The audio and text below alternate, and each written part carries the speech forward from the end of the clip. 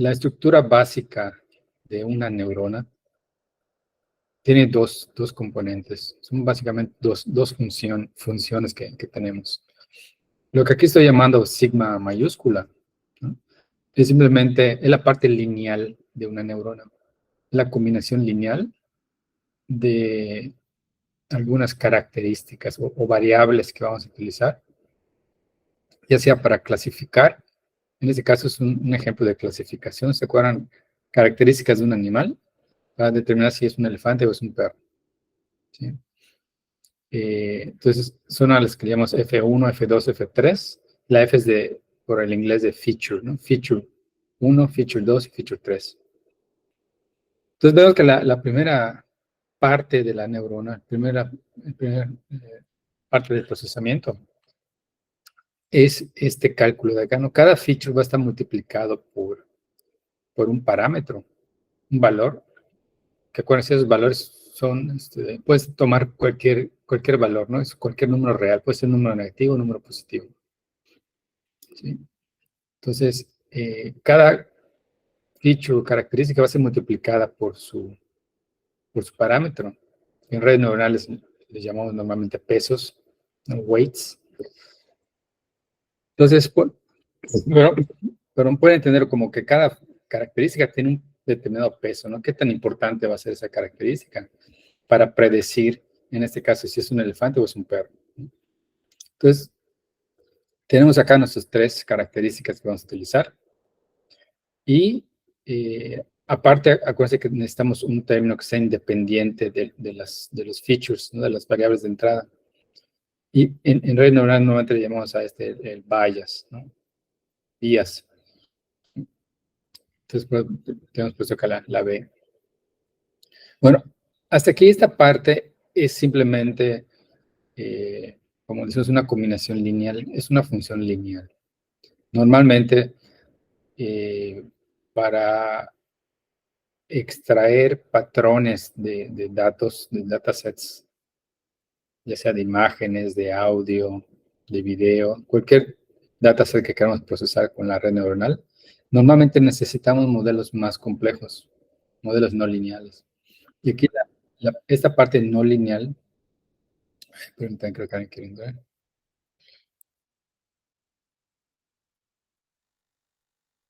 Ok. Entonces, la parte no lineal, aquí la estoy escribiendo como esa sigma minúscula, que lo que vamos a evaluar en esta función es lo que nos dé la sigma mayúscula, lo que llamamos la entrada neta de la neurona. En ese caso, la función que estoy utilizando, esa función no lineal, es la llamada función sigmoidal, ¿sí? Si nosotros fuéramos a utilizar una sola neurona, el proceso de encontrar los pesos de esa neurona, o los parámetros, de estimar los parámetros, sería muy similar al problema de regresión lineal, ¿no? Donde usamos el algoritmo de descenso de gradiente. Entonces, por cada uno de los ejemplos que tengamos en nuestro dataset, evaluamos esa neurona, o sea, agarramos uno de los ejemplos, supongamos que tenemos 10,000 ejemplos, agarramos un ejemplo, lo ponemos a la entrada de la neurona, evaluamos la sigma mayúscula, luego la sigma minúscula, y obtenemos una salida entre 0 y 1. Entonces, como es aprendizaje supervisado, nosotros vamos a saber para cada ejemplo que tengamos de animal, si ese animal es un elefante, es un perro, ¿no? Entonces, supongo que elefante es 1 y perro es 0. Entonces, ya que evaluamos la salida, podemos ver qué error tiene en ese momento nuestra neurona, ¿sí? Supongamos que es un ejemplo de elefante, queremos que salga un 1, pero nos sale 0.3. Entonces, esa diferencia entre 1 y 0.3 es nuestra señal de error. ¿Qué tanto error tiene los pesos de la neurona? Entonces, agarramos ese error y con la regla de descenso gradiente actualizamos los pesos. Entonces, ese proceso es el mismo que se hace con las redes neuronales. Solo que pues, no es solo una neurona, sino que son muchas neuronas, están por capas. Pero es el mismo proceso, o sea, propagamos, agarramos un ejemplo y propagamos la salida de esa neurona. Y una vez que tenemos la salida, calculamos el error con respecto a lo que debería salir o lo que queremos que salga para ese ejemplo, y luego retropropagamos, nos vamos hacia atrás, corrigiendo los pesos. ¿Sí? Agarramos el siguiente ejemplo, propagamos y retropropagamos. Agarramos el siguiente ejemplo, propagamos y retropropagamos. Así nos vamos. Ahora, nosotros ya estamos hablando de redes neuronales. Y aquí veíamos que en las redes neuronales las neuronas se van organizando en capas. Entonces, aquí está esta neurona, pero esta red neuronal, su topología es 2 por 2 por 2. Significa que van a haber dos features de entrada, feature 1, feature 2. Va a tener dos neuronas en la capa de entrada, ¿no? Esta primera será la capa de entrada y luego la capa de salida, otras dos neuronas de salida. Y el proceso es el mismo, propagar y retropropagar, es yéndonos de ejemplo en ejemplo de nuestro dataset. O realmente en la práctica lo que hacemos, no nos vamos de uno en uno, sino que, ¿se acuerdan? Nos vamos por batches, ¿no? Un batch de ejemplos, ¿no? Un lote de ejemplos. Y eso te lo vamos a ver en el código. Allá tenemos la opción de especificar cuántos ejemplos queremos que tenga nuestro batch, ¿no? Para ir haciendo la retropropagación. Entonces, si decimos, por ejemplo, que nuestro batch size, nuestro tamaño de lote es de 5, eso significa que vamos a agarrar 5 ejemplos. De uno en uno vamos a propagar, ¿sí? Vamos a evaluar esos ejemplos, digamos, en nuestras dos funciones, o bueno, en todas las funciones que implica la red neuronal. Y una vez que tengamos esas 5 evaluaciones, utilizamos ese error con esos 5 ejemplos y retropropagamos. ¿Sí? Eso significa trabajar con batches. Que tú vas a evaluar de uno en uno ese conjunto de ejemplos. Y una vez que ya hayas evaluado cada uno de esos ejemplos, vas a retropropagar una sola vez, considerando, digamos, la suma de esos errores. Entonces, de esta forma se logra entrenar la red un poco más rápido, ¿no? A que si tú te vas de uno en uno. Entonces, ahorita vamos a ver el código, cómo hacemos esto. Y habíamos puesto las reglitas. A ver, espera. No me deja ir hasta la página.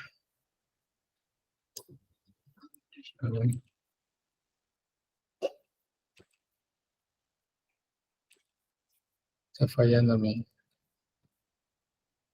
Acrobat Reader.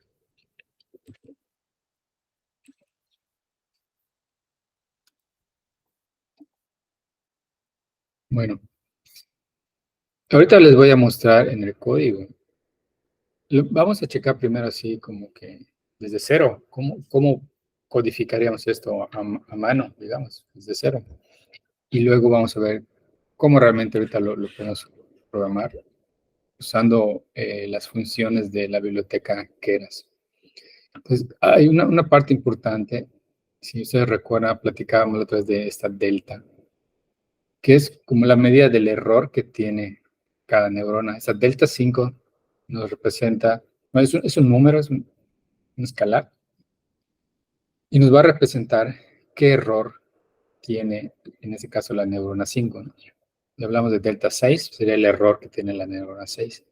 Entonces, nosotros necesitamos calcular este error que tiene cada neurona para que luego podamos actualizar los pesos de las conexiones que entran a esa neurona. ¿Sí? Si por alguna razón una delta nos da que es 0, eso nos representaría que esa neurona no tiene ningún error, o sea que está haciendo su trabajo correctamente. Normalmente eso no ocurre. Normalmente podemos tener valores pequeños, pero es muy difícil que nos dé 0.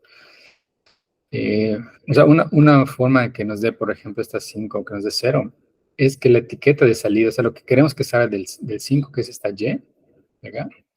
Que sea, por ejemplo, 1, queremos que salga un 1 de esa neurona. Y lo que nos esté dando como salida realmente sea un 1 exacto. Entonces sería 1 menos 1 será 0 y todo este producto sería 0. Pero si ustedes recuerdan, la sigmoidal nunca nos va a dar un 1 exacto, nunca nos va a dar un 0 exacto.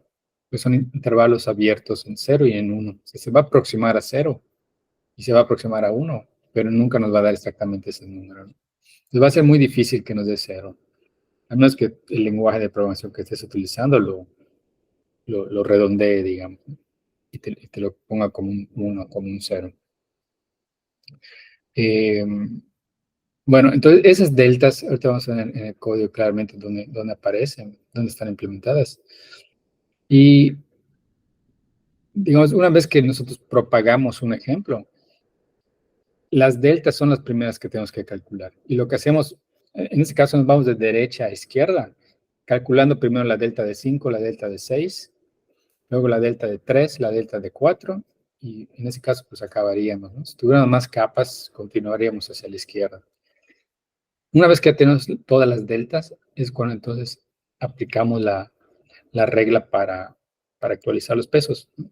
Que sería, en este caso, para los pesos de las conexiones que entran a la neurona 5, ¿no? Serían los pesos que van el peso de esta conexión que va de 3 a 5 y el peso de la conexión que va de 4 a 5.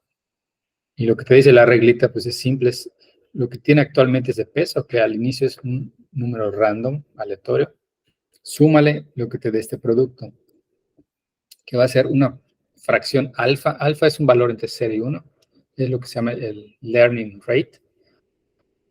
Que si ustedes recuerdan, ese learning rate es qué tan rápido quieres bajar el error, ¿no? Acuérdense que el error es una función y lo que queremos es ir bajando esa función. Eso significa que vamos a ir minimizando el error de nuestra red neuronal.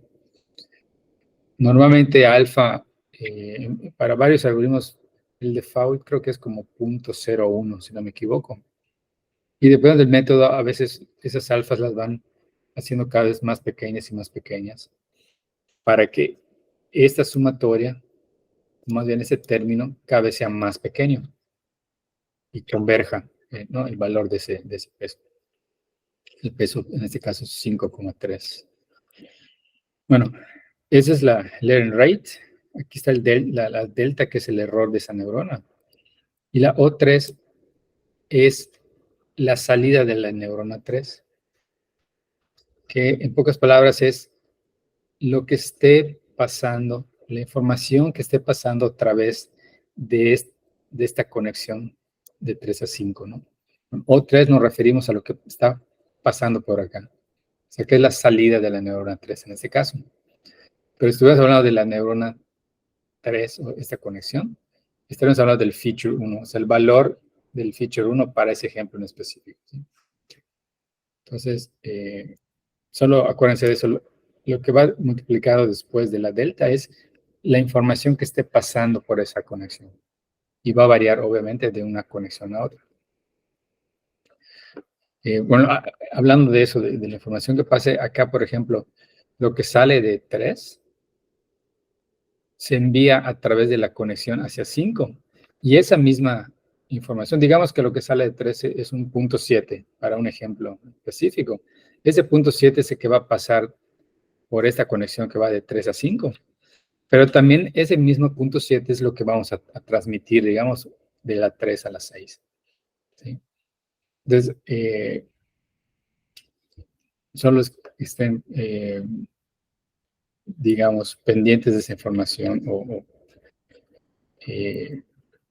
sí, o sea, que se den cuenta de la información que generan las neuronas es la que se propaga a través de sus diferentes conexiones de salida. No sé si aquí tengan alguna duda, alguna pregunta con respecto a esto.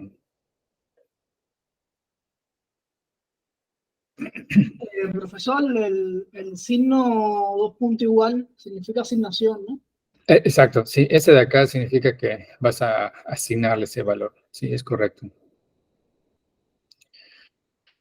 Bueno, entonces, igual habíamos comentado, aquí en este caso, cuando las neuronas son neuronas de salida, como es aprendizaje supervisado, tenemos qué es lo que debe salir de cada una de las neuronas. O sea, tenemos estas Y's. Entonces podemos calcular nuestra señal de error con esta resta. Pero cuando estamos hablando de neuronas ocultas, o sea, que no son de salida, allá no tenemos información acerca de qué debe dar 3 ni qué debe dar 4 de salida. Entonces, esta regla se modifica para convertirse en esta. Los primeros dos factores son los mismos, o sea, la salida de O3 por 1 menos O3, y esa salida, si se acuerdan, sale de la derivada de la función sigmoidal, esos dos primeros factores. Ahora, como no tenemos la Y, o sea, ¿qué debe salir de 3? No hay Y3. Entonces lo que hacemos es lo siguiente. Vamos a sumar por cada neurona con la que esté conectada hacia adelante. En este caso son 2 neuronas, las 5 y las 6. Por cada una de estas 2 neuronas vamos a sumar un término que va a ser el producto del peso que tenga actualmente esta conexión, en este caso de 3 a 5, por el error de 5, el error de la neurona 5. Y lo que tenemos acá es W5 3,3, o sea, la conexión de 3 a 5, por el error de la neurona a donde estamos conectándonos, que es la 5. Más, ahora hacemos lo mismo, pero para la neurona 6. W6,3 por el error de delta 6, ¿no? Si tuviéramos acá una neurona 7, tendríamos que ponerle más W7,3 por la delta de W73 por la delta de 7. ¿Sí? Entonces aquí en este último factor tendríamos un término por cada neurona de la siguiente capa, ¿no? Donde está conectada la neurona que vamos a actualizar, o a la que le estamos calculando el error. Y pues una vez que calculamos su delta, sus pesos, pues la reglita es la misma que para las neuronas de salida, ¿no? Esta regla W, para actualizar W, es la misma para todas las neuronas. La única diferencia que vamos a hacer es cuando sea una neurona de salida, su forma de calcular delta es diferente a que si fuera una neurona oculta, ¿no? Una neurona intermedia. Entonces, ahora sí, vamos a ubicar estas líneas de código ya en el programa que les compartí. Esta es la notebook, la 01, Multilayer Perceptron. Y esta es la topología de la red que implementé aquí. Me encuentro son 4 variables de entrada. Lo puse aquí como cuadritos. Digamos que feature 1, 2, 3 y 4. Tenemos 3 neuronas de entrada. Y esas amarillas serían las 3 neuronas de salida. ¿Okay? Vamos a verlo primero así, digamos, línea por línea, cómo se implementaría cada instrucción. Y luego vemos la versión simplificada, ¿no? Ya usando Keras.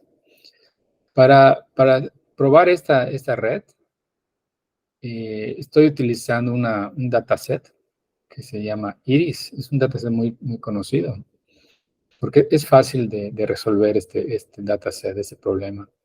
Y son datos reales, son datos de flores. Aquí, pues en las bibliotecas vamos a usar NumPy para graficar Matplotlib. Vamos a usar una función que se llama toCategorical. Ahorita les voy a explicar. Es para convertir la etiqueta de cada ejemplo a un vector de puros ceros con un solo uno. Es lo que se llama un one-hot vector. Y también incluyo los datasets que vienen en scikit-learn. Sí, scikit-learn creo que tiene, no sé, como 4 o 5 datasets que se pueden utilizar. En este caso vamos a utilizar el de Iris. El dataset de Iris es un dataset con 150 ejemplos. Y cada ejemplo es un vector de dimensión 4, o sea, son 4 features, ¿no? Por eso mi red la puse de 4 features de entrada, ¿no? Entonces, ¿qué features son? Son los que están acá especificados. Los primeros dos son con respecto al sépalo de la flor, la longitud del sépalo y la anchura del sépalo. Y los últimos dos son con respecto a los pétalos, igual la longitud y la anchura del pétalo. Después ven que dice acá los datos están en un arreglo de NumPy de 150 por 4, o sea, son 150 ejemplos. Y cada ejemplo es un vectorcito de 4 valores, ¿no? Que son estos 4.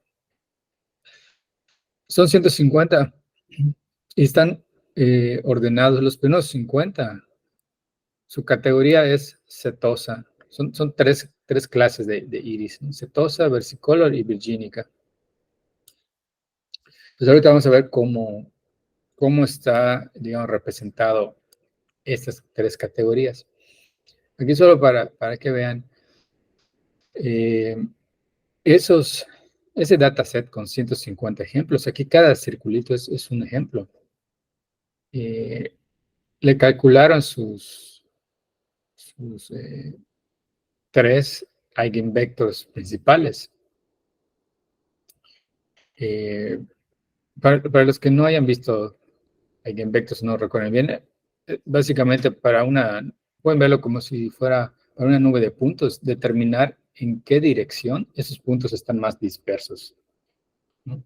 Entonces, en esa dirección tú generas o calculas el vector de esa dirección y, digamos, en la dirección en la que estén más dispersas esa nube de puntos, esa sería la dirección del primer eigenvector, ¿no? Es la dirección en donde su valor propio es más grande, sí, más grande el eigenvalue, ¿no? Entonces, lo que haces es esos puntitos los proyectas sobre ese vector, ¿sí?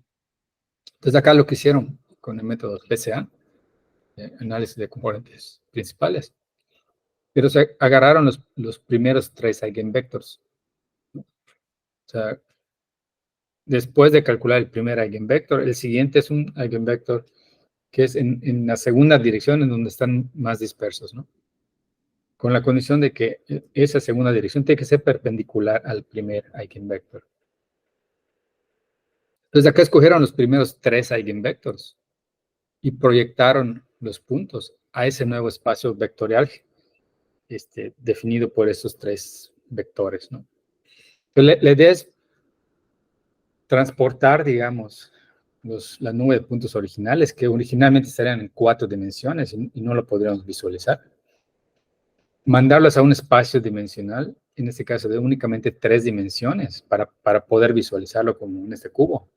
Pero no cualquier 3 dimensiones, sino las dimensiones en donde estén más dispersos los puntos, con la idea de que sea más fácil de clasificar o dividirlos, ¿no? en ese nuevo espacio dimensional, nuevo espacio vectorial. Entonces, eso es como se ve si hacemos esto, ¿no? Calculamos PCA y graficamos los puntitos. Entonces, como pueden ver, se ve claramente, ¿no? Sí hay cierto traslape, me parece. No están linealmente separables, pero al menos la nube de los rojos sí se ve claramente separada de los amarillos, ¿no? Bueno, no es amarillo, creo que es naranja. Tengo problemas para los colores. Bueno, ese naranja y ese gris se ve que tal vez tiene un poco de traslape, ¿no? Pero en general, este dataset es un dataset bastante fácil, por eso es muy, muy popular para empezar a hacer de práctica, ¿no? Probar algoritmos nuevos. Bueno, entonces, revisando la notebook, vamos a trabajar con esos puntitos, con esos datos. Todo lo que tenemos que hacer para cargarlos en nuestra notebook, después de importar todos los datasets de scikit-learn, simplemente le decimos datasets.loadIris, y aquí le estoy poniendo la variable se llama iris, y ya tenemos aquí en iris el dataset. Entonces, si se fijan aquí, iris va a tener una componente que es data, que se lo estoy guardando en la variable x mayúscula, Y va a tener otra componente, otro elemento que es target. ¿Sí? Ese target lo estoy almacenando temporalmente en una variable que se llama simplemente target. Y acá, si dan cuenta, utilizo la función que les mencioné arriba, to categorical target, ¿no? Y acá simplemente digo que utilice wint8. Entonces, ¿qué es lo que estoy haciendo? Que ese target, a decir categorical, lo estoy convirtiendo en un one hot vector. Aquí abajito estoy imprimiendo, si se dan cuenta, para esa IDX es un índice para escoger alguna de las 150, de los 150 ejemplos que tiene ese dataset. Entonces, como son 150, ese IDX, ese índice puede ir de 0 hasta 149. Sale, contamos a partir de 0. Entonces, aquí escogí el ejemplo 0, el ejemplo 50 y el ejemplo 100. Porque yo sé que están ordenados, digamos, los primeros 50 son del primer tipo de flor, los siguientes 50, el siguiente bloque de 50 ejemplos pertenece al segundo tipo de flor, y los últimos 50 ejemplos pertenecen al tercer tipo, ¿no? Entonces, el primer ejemplo de la primera categoría está en la posición 0. El primer ejemplo de la segunda categoría está a partir de la posición 50, de la 50 hasta la 99. Y en la posición 100 ya está el primer ejemplo de la tercera categoría de flor. Y lo que hice es simplemente imprimir para cada uno de esos tres ejemplos que seleccioné. Estoy imprimiendo su X, que sea su vector de features. Estoy imprimiendo la etiqueta que trae ese ejemplo. Y luego ya estoy escribiendo igual la etiqueta, pero ya en codificación one hot vector, ¿no? Que nos generó aquí categórica. Pues aquí pueden ver, este es el primer ejemplo de flor que sería, ¿cuál? Yo supongo que esta es la setosa. Creo que están en este orden. Setosa, versicolor y virginica, ¿no? Entonces, esta es la primera que es setosa. Y su target, tal y como está almacenado en el dataset, es 0. ¿Sí? Y al convertirlo a one hot vector, nos quedaría este 0, nos quedaría 1, 0, 0.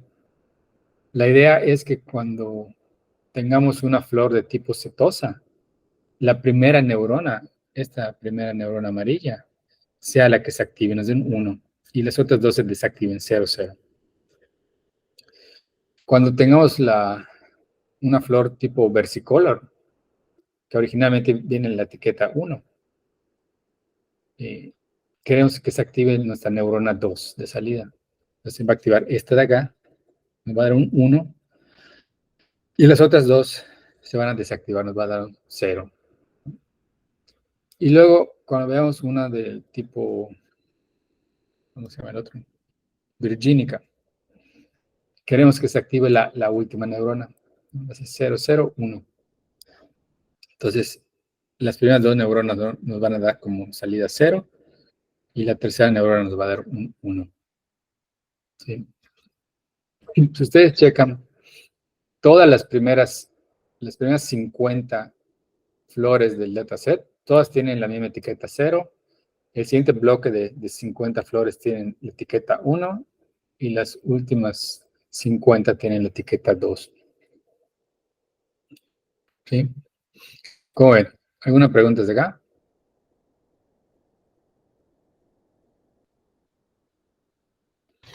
Fue una pregunta. Ahí, ¿cómo o sea, en primera instancia, cómo usted determinaría que van a haber tres neuronas en la capa intermedia? O si pudiera agregarle más neuronas, o si pudiera agregarle otra capa, Sí. ¿cuál sería la forma de saber? Muy buena pregunta, Rubén. No hay una fórmula para hacer eso. Si se acuerdan, cuando hicimos el primer ejercicio del polinomio, les decía, tenemos que hacer una hipótesis. La hipótesis ya era suponer que un polinomio de grado 3 o de grado 4 era el indicado para resolver el problema. Entonces, aquí sería lo mismo, solo que ya no estamos hablando de qué grado va a ser el polinomio, sino estamos hablando de esos otros hiperparámetros, así se le llama, hiperparámetros. Por ejemplo, cuántas capas de neuronas vamos a tener en cada una de las capas, cuántas neuronas va a tener cada una de las capas, qué función de activación van a tener cada una de las neuronas. Entonces hay una serie de parámetros, por ejemplo, el learning rate, cuál es el learning rate adecuado. No hay una fórmula. Lo que nos ayuda es entender qué es lo que estamos haciendo realmente, ¿no? Bueno, si pasamos de una neurona, porque por ejemplo, aquí podríamos tener esas 4 variables, conectarlas a una sola neurona. Imagínate que solo tenemos esta neurona de acá en medio. No tenemos las otras 5, ¿no? Es solo una neurona, como en el caso que veíamos algo como esto de acá. A ver, si me puedo pasar. Como esto, tener una neurona, ¿no? Entonces tenemos conectado aquí, como la de iris son 4 valores, ¿no? Tendríamos nada más una conexión más, F1, F2, F3, F4. Y aquí a la salida, la sigmoidal nos da valores entre 0 y 1. Entonces podemos decir, ok, cuando sea uno del tipo 0, que nos dé como salida 0. Cuando sea uno del tipo 1, que nos dé tal vez 0.5. Y cuando nos dé cuando sea una flor del tipo, la última que era versicolor, no era versicolor, virgínica, tipo 3 que nos dé un 1, ¿no? En teoría, o sea, matemáticamente debería ser capaz esa neurona de encontrar los valores correctos de Ws y el bias para hacer esa clasificación matemáticamente. Pero en la práctica es muy difícil que lo logre. Entonces necesitamos darle más poder a ese modelo. Es bueno que tal vez le voy a poner una neurona más. Y por ejemplo, ¿se acuerdan el ejemplo de XOR? Que con una neurona no era suficiente, eran necesarias al menos 3 neuronas colocadas en 2 capas.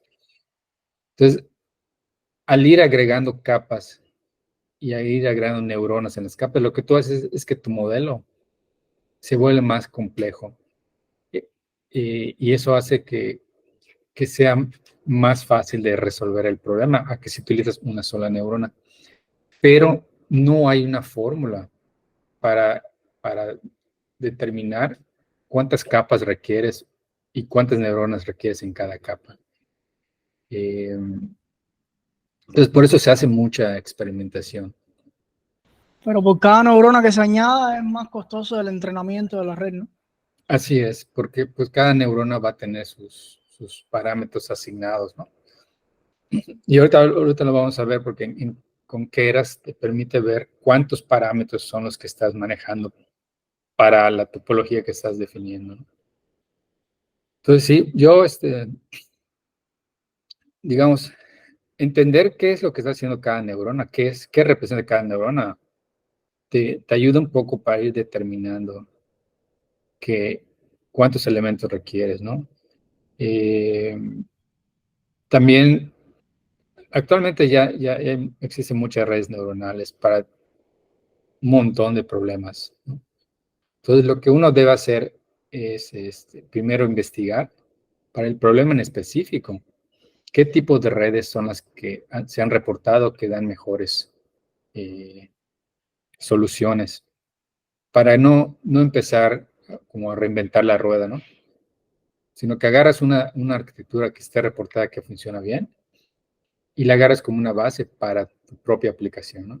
Y agarras esa red y sobre esa red vas trabajando, haciendo modificaciones.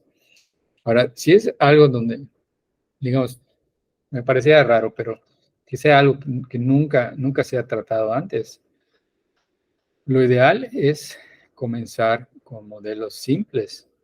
Y si ves que no son capaces de resolver el problema, lo vas haciendo cada vez un poco más complejo y más complejo, ¿no? Le vas dando más potencia, más poder al modelo. No al revés.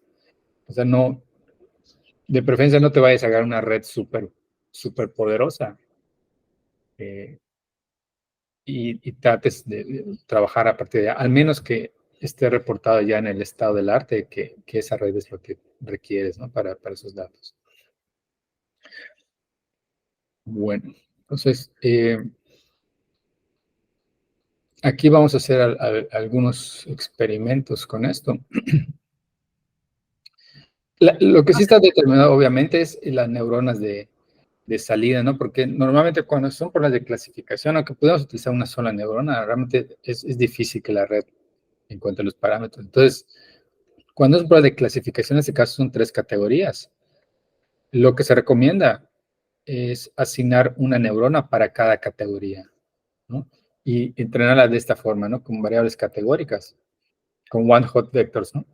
Para que se active una sola de las neuronas, dependiendo del caso. Bueno, entonces vamos a checar aquí de cómo lo codifiqué. Es solo, la forma que está codificado es casi como para, a partir de las reglas de retropropagación, poder ubicar dónde está cada una de las reglas. No es para nada la mejor forma de codificarlo. Es más con fines didácticos, ¿no? Que vayan ubicando cada reglita aquí en el código. Y como les digo, normalmente ya no hacemos esto, sino que utilizamos Keras o PyTorch, bibliotecas para programar redes neuronales, que te ahorra un montón de trabajo, ¿no? Entonces, vamos a ver, aquí creo una variable que le llamé el tamaño de entrada de la capa 1, ¿no? Input size de la capa 1. 4, son 4 features que vas a utilizar. Luego el número de neuronas de la capa 1. Voy a manejar 3 neuronas en la capa 1. Luego estoy poniendo el número, el tamaño de la entrada de la capa 2. Pues el tamaño de la entrada de la capa 2. O sea, ¿cuántos valores van a entrar aquí en la capa 2? Pues van a ser el mismo número de neuronas que está en la capa anterior, ¿no? Porque todas estas de acá van a estar totalmente conectadas con la siguiente. Entonces, por eso le estoy poniendo que va a ser igual al número de neuronas de la capa 1. O sea, el número de neuronas verdes, ¿no? Tenemos 3 neuronas verdes. Entonces, ese es el mismo número de entradas de la capa 2, ¿no? La capa amarilla. Y estoy poniendo que el número de neuronas de la capa amarilla, de la capa 2, va a ser 3. Eso lo creo unas listas con la capa 1 y capa 2. Y acá hay algunas, más bien todas las funciones que vamos a requerir para hacer la propagación y retropropagación. Acuérdense que son 2 etapas del algoritmo, ¿no? Entonces, primero acá tengo una función que le llamé generar pesos. Le pasas el número de pesos o parámetros que quieres generar. Entonces, primero genera, si tú le pasas, no sé, 5 pesos, va a generar un vectorcito de tamaño 5, de puros ceros, ¿no? O sea, algo así. Esto generaría, ¿no? Vector de puros 5. Y luego, lo que hago es que genero un número entre 0 y 1 y le resto 0.5. O sea, si por ejemplo generara el 1 menos 0.5, pues me va a dar 0.5, ¿no? Pero si generara, por ejemplo, el otro extremo a la izquierda, que sea 0, 0 menos 0.5 me da menos 0.5. Entonces, básicamente, esto es para que estos pesos de acá que estoy generando estén en intervalo menos 0.5, 0.5. ¿Sí? Los pesos al inicio se asignan de forma aleatoria. De acuerdo a las reglitas de descenso gradiente, podrías asignar cualquier valor arbitrario que se te ocurra, ¿no? Pero en la práctica, lo que se recomienda es inicializarlas con valores cercanos a 0. En este caso lo estoy haciendo con valores entre menos 0.5 y 0.5. Pueden ser más pequeños todavía, ¿no? Entre menos 0.1 y 0.1. Pero la idea es que sean pequeños porque estos algoritmos requieren muchas iteraciones. O sea, esas reglitas que vimos para actualizar los pesos se van a aplicar cientos o miles de veces. Entonces, si tú inicializas con valores grandes, no sé, digamos 300,000, es una exageración, pero pongo que hay un peso que le das el valor inicial de 300,000, después de miles de veces que se actualice ese valor, puede crecer demasiado ese número. Y el lenguaje de programación que estés utilizando va a tener un límite, obviamente, de hasta qué tamaño de números puedes manejar. Entonces puedes tener problemas con que se desborde el tamaño del número y se detenga tu programa, ¿no? Falle el programa. Entonces, por eso, en la práctica, se inicializan con valores pequeños alrededor de cero, negativos y positivos. Bueno, aquí, ¿qué es lo que hago? Init weights, inicializar weights, lo que hago es borrar las capas y aquí es donde realmente genero el vector de pesos. Si se dan cuenta, le paso a la función generar pesos el número de valores de entrada más 1, ¿no? Y aquí les puse es más 1 porque es el bias, necesitamos el bias, ¿no? Pues bueno, aquí este input size de la capa 1, de la capa verde. El input size es 4, porque vamos a tener 4 variables. Pero le estoy poniendo 4 más 1, o sea, le estoy diciendo, genérame 5 pesos para cada una de las neuronas de la capa 1, de la layer 1. ¿Por qué? Porque cada una de esas, aquí no lo dibujé, pero cada una de esas va a tener aparte su bias, su conexión aquí afuera, donde ese bias, si ustedes recuerdan, lo que pasa por ahí es siempre un 1. Entonces, por eso ven aquí el número de entrada más un 1, que es el bias. Y lo mismo para la capa 2. Entonces, si ustedes se dan cuenta aquí, realmente aquí en el programa Layer 1 y Layer 2, lo que va a contener es el peso o más bien la lista de pesos de cada una de las neuronas. ¿Sí? A ver. Sí, porque aquí cada vez que le agregues, debes agregar generate weights, lo que nos devuelve un vector de pesos. Si tú le ves 5 pesos, te devuelve, digo, así como ese que acá fue puro cero, ya con valores diferentes a cero. Entonces, eso se lo vamos a pedir por cada una de las neuronas. Por cada una de las neuronas de la capa 1 y de la capa 2. Entonces, layers son la lista de pesos, básicamente. Luego, aquí vienen estas dos funciones, aquí donde está implementado los dos componentes de cada neurona. La entrada neta, que era si quieren relacionarlo con el código que vimos, esta es la sigma mayúscula, ¿se acuerdan? Y esta de acá sería la sigma minúscula. Esta es la no lineal, esta es la función sigmoidal. Y esta es simplemente la combinación lineal de las entradas, ¿no? Entonces aquí lo voy haciendo, voy calculando la sumatoria de peso por el feature, ¿no? ¿Qué tan importante es ese feature?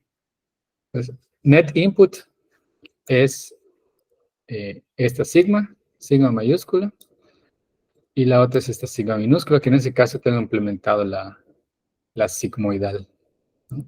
Que lo pueden ver. Luego tengo otra función que es propagate. Propagate significa dame un vector de entrada, o sea, dame la descripción, digamos, de una de las flores con el peso de esa neurona, y entonces voy a calcular la entrada neta, que es la sigma mayúscula, y esa que va a ser la entrada de la neurona, se la voy a pasar a la función sigmoidal para que me dé la salida, ¿no? Entonces aquí es cuando realmente ejecutamos esa parte, con la entrada neta y luego la salida. Eso es lo que vamos a propagar, ¿no? Evaluar una entrada. Y Pues aquí está la parte donde calculamos las deltas, ¿no? El error. Entonces aquí podemos ver, a ver cómo lo tengo implementado. El error. Es para todas las entradas que tenemos. Calculamos o inicializamos la salida de la capa 1 con puros ceros.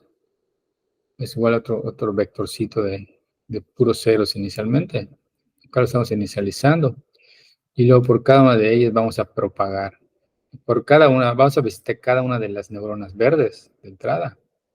Y vamos a propagar para obtener las salidas de esa neurona. Esas salidas de las neuronas verdes, es output layer 1. O sea, aquí en output layer 1, después de ejecutar esa parte, ya vamos a tener para ese ejemplo en particular, qué sale de la neurona 1, 2 y 3, ¿no? De esa capa de neuronas verdes. Y esa información se propaga a la capa 2, layer 2, que es la capa amarilla, para calcular igual las salidas de las amarillas, ¿no? Entonces, cuando ejecutamos esta parte, ya tenemos igual las salidas para ese ejemplo X. ¿Cuál es la salida de la capa amarilla? Y entonces ya podemos calcular el error. Acuérdense que en la capa de salida vamos a tener para cada una de las flores qué etiqueta es, ¿no? Si es 0, 1 o es 2. Entonces aquí calculamos el error, ¿no? Elevo al cuadrado ese error y lo voy sumando. Esta función aquí de calcular error, déjenme, voy hacia abajo, les vamos a para qué me sirve. Me sirve para que después de cada iteración yo pueda ir graficando cuál es el error que tiene el modelo para predecir. Acuérdense que aquí vamos a predecir 1, 0, 0, si es del tipo 1, o más bien del tipo 0. Vamos a predecir 0, 1, 0, si es una flor del tipo versicolor, creo que la tipo 1. Y vamos a predecir un 0, 0, 1, si es del tercer tipo de flor, ¿no? Entonces, yo con esa función de generar error, lo que hago es calcular cuál es el error que está teniendo la red para predecir esos vectores, esos one-hot vectors, ¿no? Eso es lo que estoy calculando ya. Profe, si cambia la monotonía de la función de error, es que estamos haciendo algo mal, ¿no? Si está bajando y de pronto empieza a subir o Sí, viceversa. no necesariamente. Lo que pasa es que este dataset es un dataset fácil, no es tan complicado, pero te va a tocar datasets en donde el error no va a bajar tan suavemente como aquí.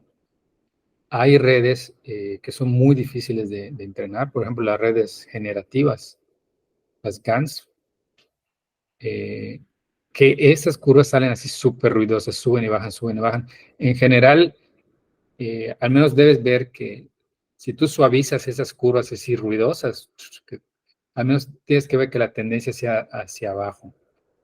Pero digamos, así nos gustaría que fueran todas las redes, pero es un ejemplo muy fácil este. Entonces, no necesariamente. Claro que, por ejemplo, si, o sea, puede estar ruidosa, pero siempre que veas que va bajando, ¿no? Que no baje muy rápido, que veas que sí está yendo hacia abajo. Si tú ves que se va completamente hacia arriba, quiere decir que esos hiperparámetros que escogiste, lo que decíamos de la hipótesis que va a ser, no es la correcta, no está funcionando. O sea, al contrario, se está disparando el error. ¿Sí? Entonces ahí habría que analizar qué tipo de red estás utilizando, ¿no? Por ejemplo, a ratito vamos a ver las redes convolucionales. Pero hay muchos tipos de redes convolucionales. Hay redes recurrentes, hay redes transformers, redes GANs, y un montón de combinación, muchos híbridos entre esas redes neuronales, ¿no? Entonces, digamos, el primer paso es determinar cuál es el mejor tipo de red que te conviene para el tipo de datos que tienes, ¿no? Y una vez que haces eso, es encontrar los mejores hiperparámetros para ese tipo de red. Entonces, en esa búsqueda del mejor tipo de red, la mejor arquitectura, los mejores parámetros, va a ser normal que al inicio tus curvas no bajen, sino que suban o empiecen a oscilar, ¿no? Entonces, es allá donde tienes que, pues, con mucha paciencia, ir analizando qué está ocurriendo, ir tomando decisiones, ¿no? Que pienses que te puedan ayudar a que tus curvas que vayan hacia abajo, ¿no? Repito, esa de acá está súper súper bonita esta curva, es una curva modelo y digamos, por eso se ve ese base de datos iris al inicio, para que vean qué es lo que deben obtener. Pero conforme van resolviendo problemas más complicados, es difícil realmente obtener curvas de ese tipo, ¿no? Eh, bueno, entonces, bueno, aquí es para calcular el error, aquí estoy imprimiendo los pesos. Y aquí esta última celda, pues ya es, digamos, agarro todas esas funciones y las utilizo en el programa principal, ¿no? Para hacer propagación y retropropagación. Acá le estoy poniendo un alfa de 0.03, 500 épocas de entrenamiento. Acuérdense que una época representa que tú ya actualizaste todos los pesos de tu red, todos los pesos, considerando el error que tiene la red para predecir todos tus ejemplos. En este caso tenemos 150 ejemplos, ¿no? Entonces, cada época representa haber actualizado todos los pesos, considerando tus 150 ejemplos. Entonces, acá 500 veces hicimos eso. O sea, evaluamos, propagamos y retropagamos con esos 150 ejemplos, 500 iteraciones. Y eso es lo que está aquí graficado, ¿no? Después de 500 iteraciones, cada puntito de aquí de la curva ya requirió actualizar los pesos con estos 150 ejemplos. Ok, entonces aquí está todo el algoritmo como dijimos. Acá corres esto por 500 épocas. Y acá les tengo puesto, esta primera etapa es la parte, acá es la parte de propagación. Se dan cuenta, ay, perdón, para cada uno de los ejemplos del vector X, calculo la propagación, ¿no? Y luego viene la siguiente parte de la retropropagación, donde calculo las salidas, calculo los errores. Y aquí está el cálculo de las deltas, ¿se acuerdan? Bueno, acá está, son las dos versiones de las deltas, ¿se acuerdan? Paso por aquí.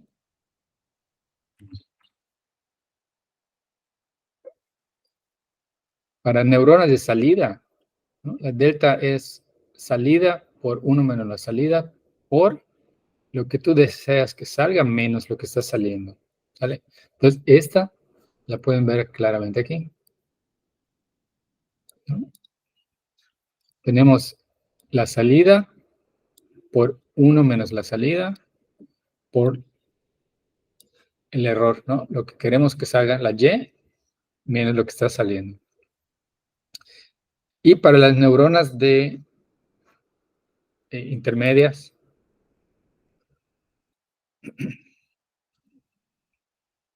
tenemos salida por 1 menos salida por, y aquí ya tenemos la sumatoria de todos los productos de peso por error de neuronas de salida, ¿no?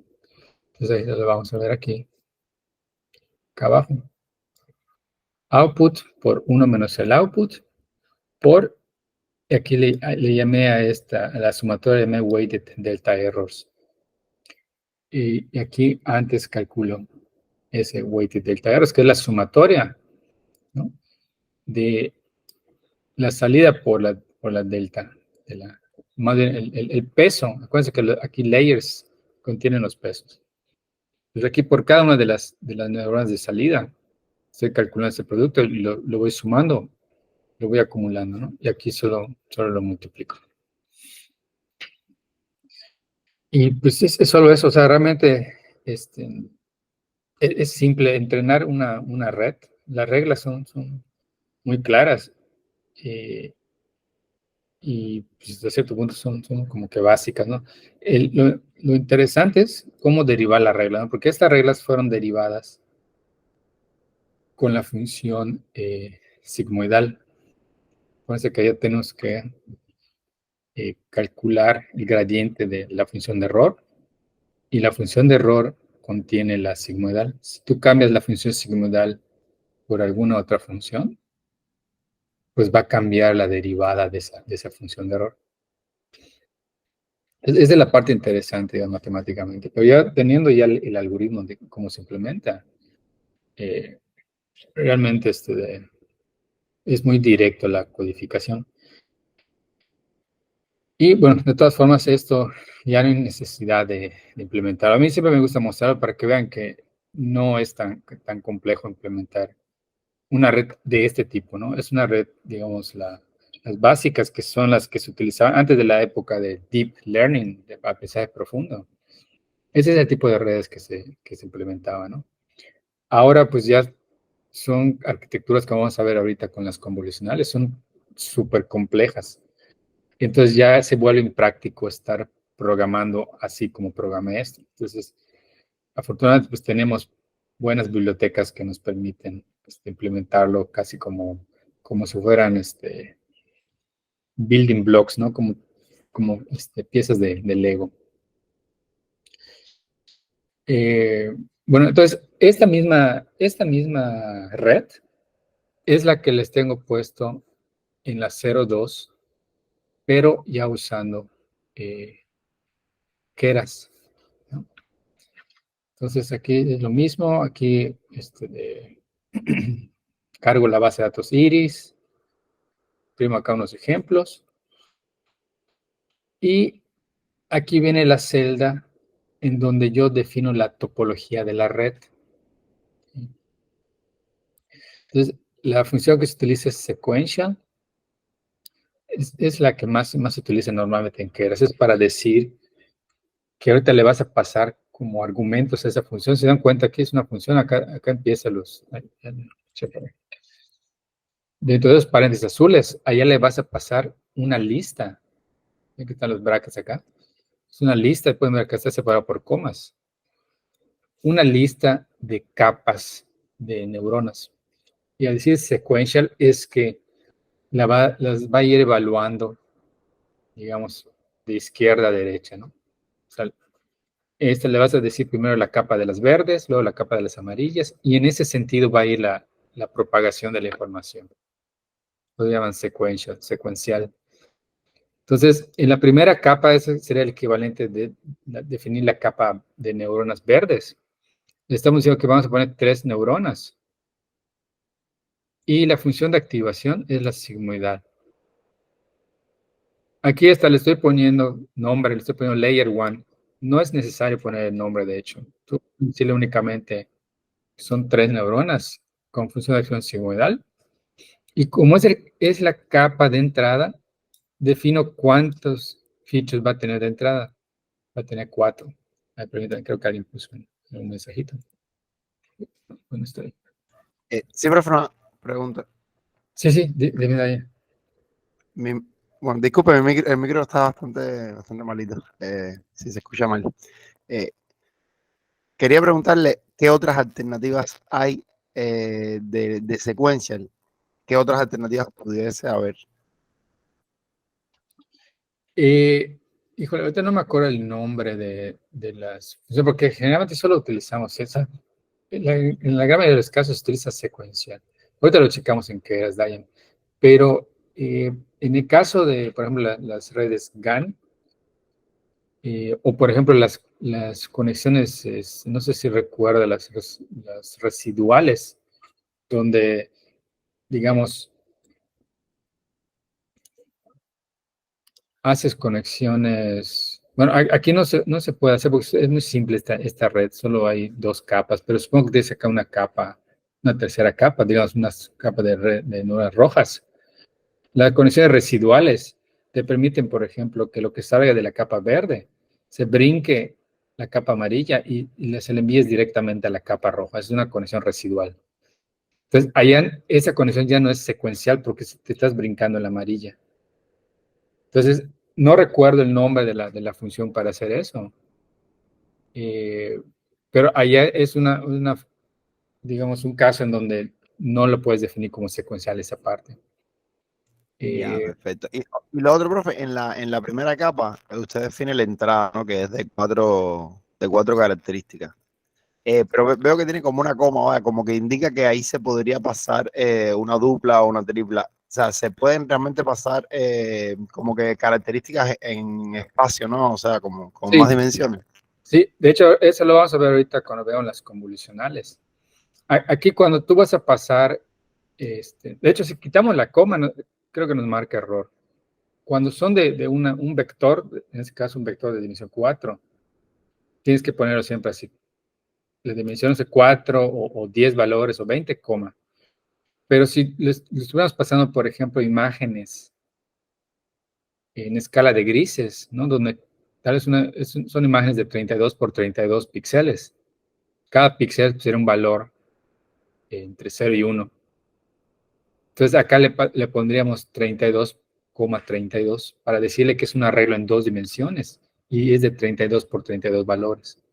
Y si fuera a color, sería 32,32,3 para decirle que cada una de esas posiciones va a tener R, G y B, digamos, ¿no? Si aparte tuviéramos, por ejemplo, una cámara que genera profundidad, como los Kinect, pues sería 32 por 32 por 4, ¿no? Más la profundidad. Ya, perfecto. Está bien, profe. Gracias. Disculpa, profe, pero eso de si no le pasas nada sería el equivalente a poner 4,1. Sí, sería el equivalente. Ahora, no sé si aquí marque error. Podemos ahorita correr el experimento. Es que hay algunas cositas que tienen que ver mucho con la implementación de Keras. Esas bibliotecas a veces tienen sus detallitos. A mí como que no me hace mucha lógica a veces, pero es la forma en que lo tiene implementado. Entonces, esas cositas a veces puede ser que te marquen error, pero ahorita hacemos el experimento. Mientras déjenme lo corro.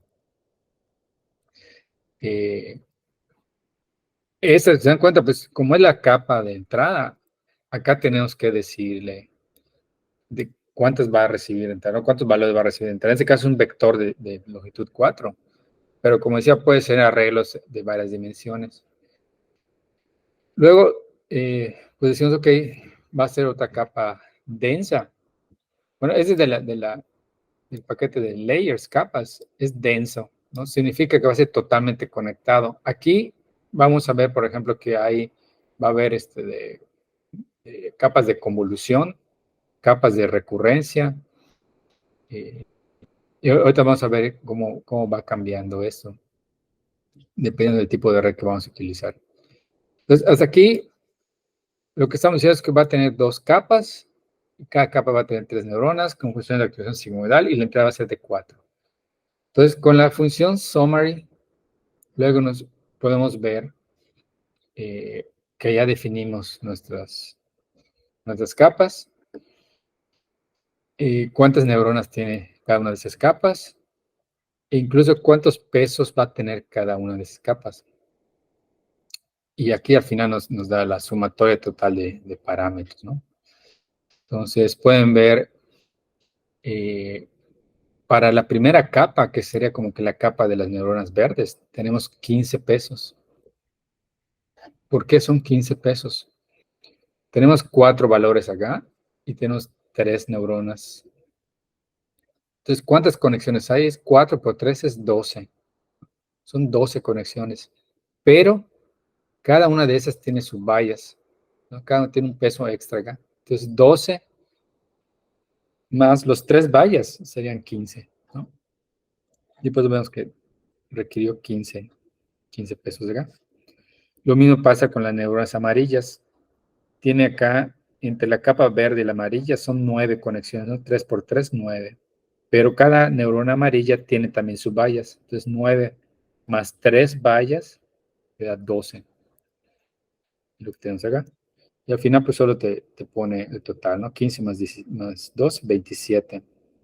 Entonces, aquí es cuando vamos a ver, ahorita que estamos trabajando con redes comerciales enormes, van a ver cómo vamos a estar hablando de cientos de miles de parámetros, ¿no?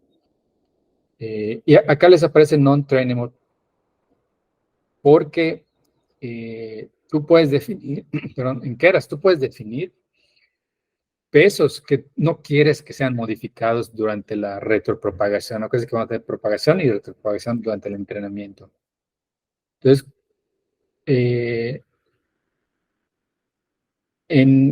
cuando estás entrenando, por ejemplo, redes GANs, que son las Generative Adversarial Networks, estas redes que pueden generar imágenes artificiales de personas, ¿no? Personas que no existen. Para entrenar esas redes hay momentos en los que hay un conjunto de pesos que no los movemos, los dejamos estáticos, mientras que el resto de los pesos sí los vamos cambiando con descenso gradiente. Entonces, Keras te permite definir si un peso en específico va a ser trainable, ¿no? Si va a ser entrenable o no. Significa si lo vas a modificar o no durante esa época de entrenamiento, ¿no? Otra situación en la que puedes tener o puedes requerir definir que sean no entrenables es para algo muy común que ocurre con las redes profundas, que son lo que es el transfer learning.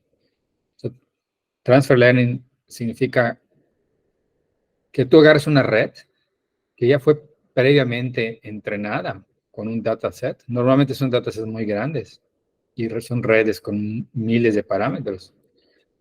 Y lo que tú quieres es reutilizar esa red para una aplicación un tanto diferente a la aplicación con la que se entrenó originalmente esa red.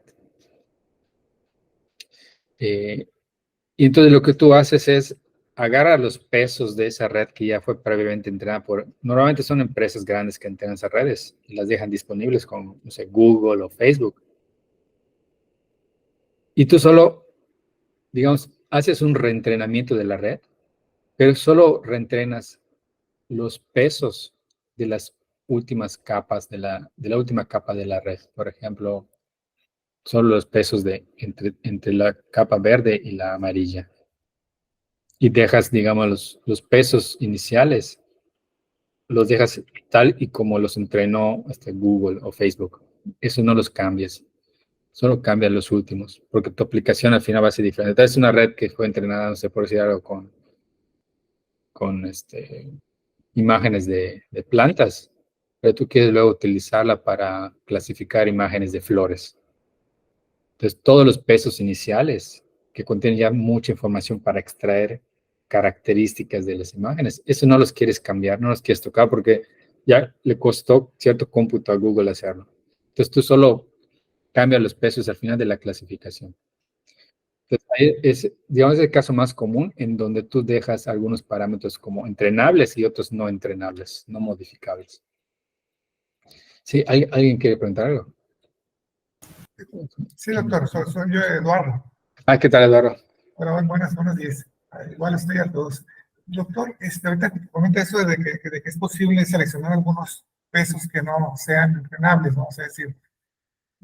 Ahí, digo, está interesante, como usted comenta, que creo que si ya tenemos una red preentrenada de alguna manera, pues ya hay un trabajo previo ahí. La cuestión es, mi pregunta es, ¿cómo elegir cuáles pesos sí quedarme y cuáles no? Ahora sí, desde todo el mundo de parámetros que estuvieran ahí, ¿cuáles son los que voy a decir yo? ¿Cómo decido con cuáles sí no los muevo y cuáles sí muevo? Esa es mi pregunta. Sí, sí, buena pregunta. En el caso de, o sea, la situación más común en la que tú haces eso es transfer learning. Normalmente ahorita tengo hasta un ejemplo de eso en la Nodux de convolucionales, redes convolucionales. Lo que normalmente hacemos es que solo cambiamos los pesos de las neuronas de salida. Aquí en esa red aquí está es muy pequeña, ¿no? A ver, déjame, me voy a adelantar en esta presentación. A ver, creo que al final de esta tengo una red súper grande. Por ejemplo, este de acá recibe como entrada una imagen. Cada columna que ven acá como de imágenes es una capa de redes, de neuronas. Entonces, al final, esta FC es feed forward pero fully connected, totalmente conectadas. Entonces, aquí ese es un problema para clasificar una imagen. En si esa imagen contiene un auto, un camión, un avión, un barco o un caballo. Son 5 categorías, ¿no? Digamos que esas de acá serían 5 neuronas de salida. Al igual que aquí tengo 3 neuronas, allá serían 5 neuronas de salida. Y a diferencia de esta aquí, que son únicamente una capa de 3 neuronas ocultas, acá tenemos capas de convolución con muchísimos parámetros. Entonces, supongo que esta red ya fue entrenada para clasificar este tipo de transportes. Tú puedes utilizar esa red, mantienes todos los pesos de todas estas conexiones acá, tal y como fueron entrenadas.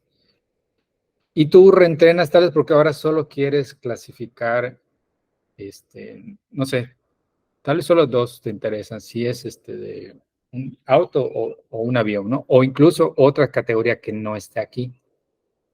Entonces, los únicos pesos que modificarías, que serían trainable, serían los de la última conexión de esas categorías que tú utilices, ¿no? Todos los demás tú los dejarías tal como está. Eso es normalmente como se hace. Algunas veces lo que hacen también es decir, bueno, quiero agregarle otra capa más, una capa más o 2 capas más a esta sección verde que es la que va a ser la clasificación final. Y también eso se puede hacer. No solamente agarrar la arquitectura que hay, sino agregarle más capas al final. Y todas esas capas que tú agregues son las que utilizarían pesos que van a ser reentrenados. Toda la primera parte, todo el primer bloque es la que se mantiene sin modificar. ¿Por qué? Porque todas esas capas funcionan como un extractor de features. O sea, antes de que existieran las redes convolucionales, las imágenes eran preprocesadas. O sea, le calculábamos tal vez de dónde hay bordes en la imagen, dónde hay esquinas, ¿no? Donde hay regiones como circulares, ¿no? Con la transforma de Hopf, por ejemplo, que te encuentra elipses o círculos, ¿no? Tal vez las llantas, por ejemplo, ¿no? Cosas, digamos, como que un poco manuales, ¿no? De procesamiento de imágenes. Pero era la forma de extraer características para pasárselas a la red. Ahora ya no hay necesidad de hacer eso, porque estas capas de convolución extraen características de una forma muy potente. Y si tú tienes redes, solo para que vean, todas estas redes que ven acá, déjenme un momento, son redes ya preentrenadas que están cargadas en Keras y las podemos reutilizar de esa forma de transfer learning, ¿no? Exception, BGG, son un montón de redes. Y aquí en esta tablita pueden ver, por ejemplo, esta de Exception. Esta Exception creo que la propuso la gente de Google, no estoy muy seguro. Tiene 22.9 millones de parámetros, ¿no? Aquí creo que de las más grandes, por ejemplo, esta de acá, la BGG 19 tiene 143 millones de parámetros, ¿no? Así como aquí estamos hablando de 27 parámetros, ahí estamos hablando ya de millones. Y es algo similar como ven acá. Son topologías muy complejas que estas empresas ya se encargan de reentrenarlas con bases de datos enormes. Y todas esas primeras capas no nos conviene modificarlas porque ya son extractores, digamos, automáticos de características que te permiten resolver diferentes tareas. Hay una notebook que vamos a ver, les tengo puesto ya en el día 3, donde reutilizo una de esas redes que están acá.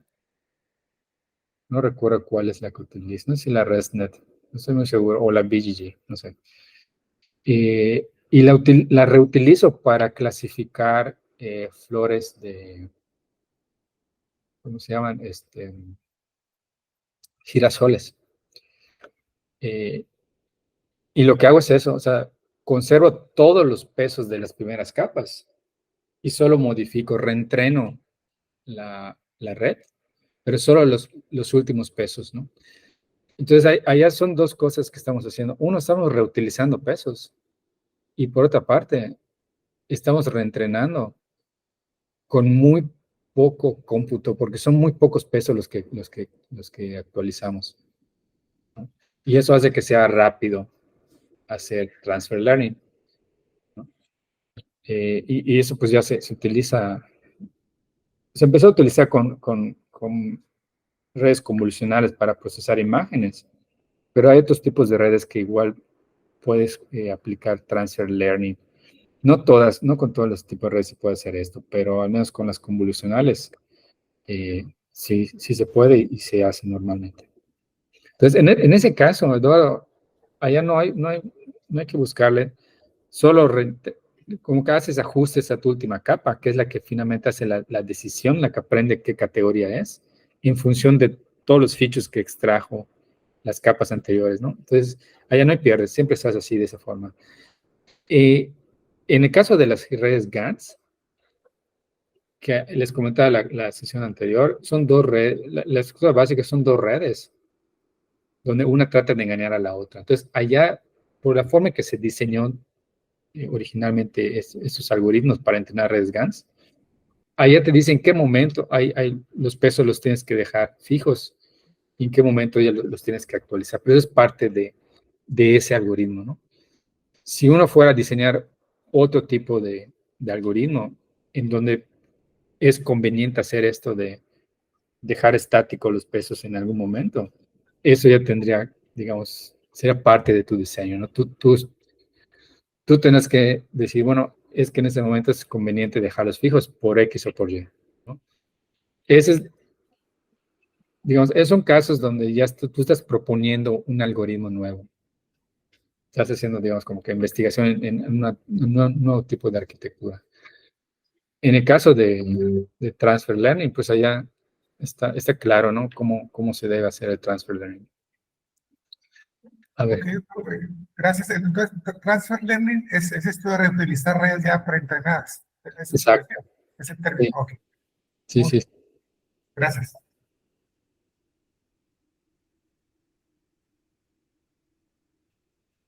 A ver, veo que Miguel puso acá. Entonces, la recomendación sería poner muchas neuronas, ver el resultado, si es favorable, volver a probar, pero ahora con menos y llegar a encontrar hasta cuántas puedo quitar. Sí, esa es una forma, ¿no? De hecho, incluso se hace a nivel de las conexiones. En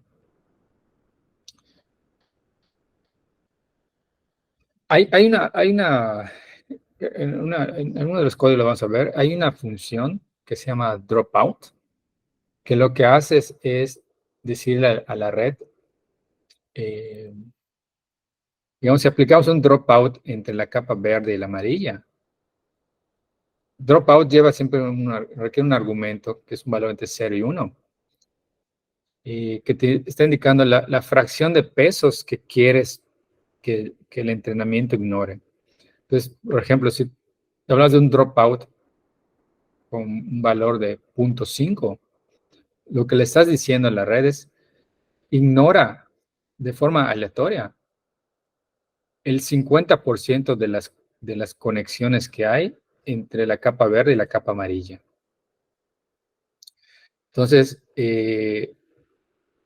cuando llegue la parte de propagación, va a escoger al azar 50% de las conexiones y las va a ignorar, como si no existieran esas conexiones.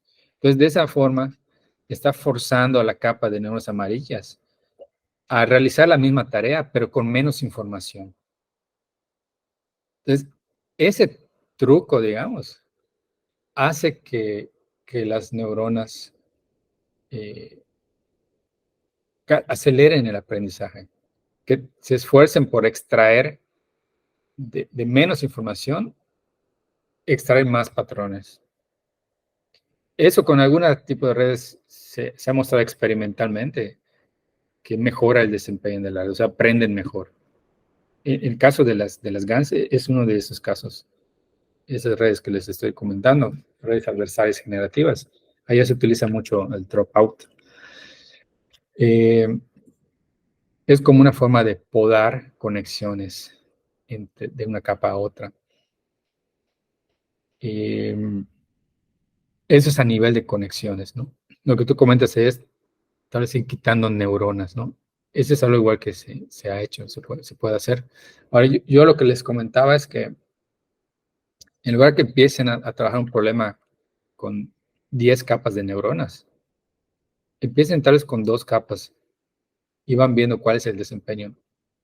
Entonces, si ven que el error no está bajando, dicen, bueno, vamos a probar primero con más neuronas en las capas que tengo. Mantienes las mismas capas, pero aumenta las neuronas. Si ven que no, entonces, bueno, vamos a agregar una capa más. Y así se van de poco en poco, ¿no? Eso cuando es un tipo de problema que no encuentras en el estado del arte, alguna topología, alguna red que ya haya sido reportada como que funcionó bien, ¿no? Así es algo completamente nuevo, digamos. Pero por lo general, o sea, ya después de tantos años de trabajo en redes neuronales, las han aplicado casi a todo, al menos que sea algo completamente nuevo, ¿no? De entrada tienen que ver si van a trabajar con imágenes, si van a trabajar con señales de audio, si van a trabajar con texto, si van a trabajar con series de tiempo. Y para ese tipo de datos, depende del tipo de datos, hay arquitecturas ya específicas, diseñadas específicamente para ese tipo de datos, ¿no? Entonces vas como restringiendo tus opciones hasta que llegues al tipo de red en la que te conviene, ¿no? Entonces, normalmente no tienes que empezar desde cero, pero si tuvieran que comenzar, lo ideal es comenzar con algo simple, ¿no? Y lo vas complicando tanto como tu dataset lo requiera. Bueno, entonces vamos a continuar con esta parte de acá. Aquí ahorita vamos a hacer experimentos agregándole capa. La práctica 3 les decía que jugaran con el número de capas. Ahorita lo vamos a hacer para que vean. Aquí que puse, bueno, aquí le llamé a la red, le llamé model, ¿no? Ustedes le pueden poner el nombre que deseen, obviamente es un nombre de una variable nada más. Entonces, si tú le pasas un vector, aquí como ya está entrenado, pues te va a dar la propagación, ¿no? Te va a dar la salida de esa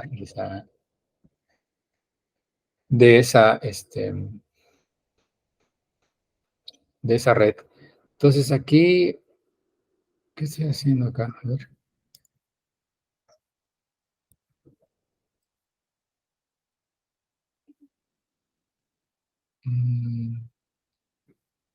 ¿Por qué estoy poniendo el 149?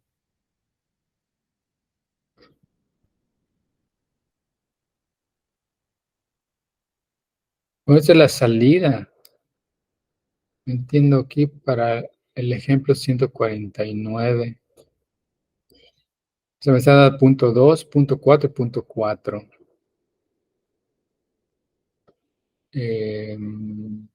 Pero, ¿por qué estoy haciendo acá? Referencia 149. Ah, bueno, es que aquí la X. Pero acá no es un ejemplo lo que estoy pasando todo el dataset. Son esos 150 ejemplos. Entonces está evaluando los 150 ejemplos y nos está dando la salida para esos 150 ejemplos. Entonces la salida, a ver si aquí me lo indica, son 150 vectores de dimensión 3 porque son 3 neuronas de salida, ¿no? Entonces acá le estoy diciendo que me imprima la evaluación del último ejemplo, ¿no? Del ejemplo 149. Y eso es lo que me está dando. Aquí, en la última capa le estoy poniendo sigmoidal. Acuérdense que la sigmoidal da valores entre 0 y 1. Realmente, cuando hacemos clasificación actualmente, no usamos funciones sigmoidales. Utilizamos activación softmax. Softmax es básicamente, creo que es la función de Boltzmann, que lo que hace cualquier vectorcito que tú le pases a esa función, te lo convierte en una distribución de probabilidad. Por ejemplo, aquí simplemente cada una de las salidas es un valor entre 0 y 1, porque es la sigmoidal. Entonces, en este caso es 0.2, aquí es 0.4 y 0.41. Pero un valor de estos, por ejemplo, este 0.21 no tiene ninguna relación con el 0.4. Son, digamos, son variables independientes, ¿no? Depende de la función de esa neurona, de los parámetros que tenga. Cuando le decimos que no sea sigmoidal, sea softmax, ahorita vamos a correr el experimento. Entonces, dices, ¿sabes qué? Aquí tú me vas a dar 3 valores de salida, pero esos 3 valores, si los sumo, tiene que dar 1, porque es una distribución de probabilidad, ¿no? Entonces, acá les voy a poner un ejemplo aquí. Sí, un sigmoidal, no, acá de casualidad parece que suma 1, pero si no da 1, se pasa de 1, ¿no? Punto 2, punto 4, punto 4, sí suma 1, pero tiene acá unos decimales más, ¿no? Pero imagínate que sigmoidal te puede dar, por ejemplo, ahorita vamos a checar otro ejemplo, pero imagínate que la sigmoidal te da punto 1, luego te da 0.2 y luego te da 0.3, por decir algo, ¿no? Entonces, obviamente esto si lo sumas, pues te va a dar 0.6, no es una distribución, ¿no? Eso tienes con la sigmoide. Pero si esto lo conviertes, no lo conviertes, sino que le dices, es que, pero quiero que sea softmax, la última capa. Obviamente lo que hace es suma estos 3 valores, que nos va a dar 0.6, y luego lo que va a hacer es agarrar 0.1 entre 0.6. Luego 0.2 entre 0.6. Y luego el 0.3 entre 0.6. Lo normaliza básicamente, ¿no? Entonces ya con esto vamos a obtener valores que siempre, al sumar esos 3 valores, te va a dar 1, te va a dar una distribución. Eso es lo que normalmente se utiliza cuando se hace clasificación. Aquí, bueno, les puse inicial sigmoidal porque pues, es la única función de activación que habíamos visto. Pero, de hecho, aquí Javier nos hizo el favor de hacer una... Vamos a abrir esto. Ah, está padrísimo esto. Una recopilación de las diversas funciones de activación, ¿no? La lineal es que no le haces nada, ¿no? Es, por ejemplo, aquí.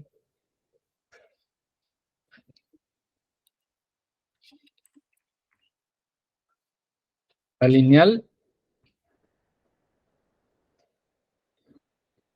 significa que esta sigma, aquí es la sigmoidal, ¿no? La lineal significa que va a ser la identidad, la función de identidad. O sea, lo que tú le pases como sigma mayúscula, eso mismo te va a dar, ¿no? Es la primera que pone la identidad. Aquí la relu, para cualquier número negativo que le des de entrada, te va a dar 0. Y a partir de 0 y cualquier positivo, es la identidad, te va a dar el mismo, ¿no?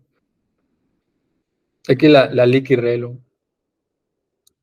La parte de los positivos se queda igual, pero la parte de los negativos sí hace diferencia, ¿no? Te va a dar un número negativo de acuerdo a la pendiente de esta recta que tiene acá, ¿no?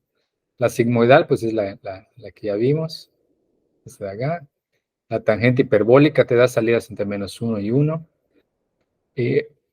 Originalmente se utilizaban casi siempre sigmoidales y tangentes hiperbólicas. Ahorita ya se utiliza menos la tangente hiperbólica. Pero sí, hay algunas arquitecturas donde todavía las siguen utilizando. Softflux, ¿no? Una versión suave de la Relu. Elu, otra versión similar a la Liquirelu. Hay un montón de variantes ahora de la Relu. Es que esa Relu, si se acuerdan, es la que permitió implementar modelos profundos con muchísimas capas, porque de antes todo se hacía casi con sigmoidal. Y después de 3 capas, esas deltas que calculamos se hacían ceros. Entonces ya no podían seguir aprendiendo los pesos. A mí esta no la conocía. Swish. Relo and sigmoid function. Una combinación de Relo y sigmoid. Está bueno este documento. Bueno. Bueno, aquí no está la softmax, de hecho, ¿verdad? No la incluyeron acá. Pero bueno, es esa que les comenté. Vamos al código. Entonces, ahorita vamos a reentrenar con la softmax para que vean. Antes de reentrenarla, vamos a evaluar otros ejemplos donde se vea más claramente que esto no suma 1 y luego las entrenan. Por ejemplo, no sé, el ejemplo anterior, vamos a ver qué nos dicen. Ahí está, punto 22, punto 38, punto 42. Que no está tan evidente.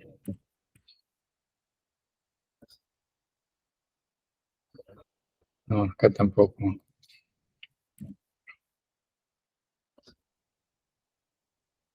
Oye, casi se comporta como si fuera una softmax, aunque no es. No, bastante. Es que creo que porque como está muy fácil el ejemplo, pero sí, me llama la atención que, a ver, el ejemplo 0. Sí, bueno, aquí tal vez un poquito se nota más, ¿no?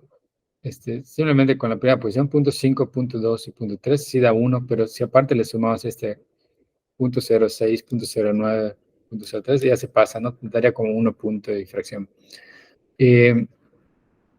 Lo que sí pueden ver, por ejemplo, aquí se tiene mayor valor la primera posición, ¿no? Porque es un ejemplo 0. Recuerden que para los ejemplos ceros es de 1, 0, 0, ¿no? Entonces se activa más la primera neurona. Entonces, para los ejemplos al final, vamos a ver si con esta acá, no me acuerdo. Se activa más la última, pero fíjense, apenas le gana a esta, ¿no? Casi se activa la 2 y la 3. Vamos bueno, déjame termino de platicar aquí las celdas. Esta que es para unas que ya lo entrenaste, ya puedes evaluar un conjunto de ejemplos, ¿no? Aquí les estoy pasando el mismo conjunto de ejemplos con los que entrenamos, pero le pueden pasar otros nuevos.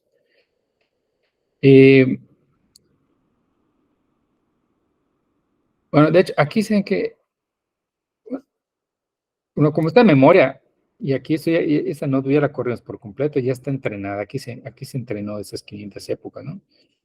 Pero si ustedes van de celda en celda, ejecutan esto, aquí lo único que hicimos es definir la estructura de la red, ¿no? La topología,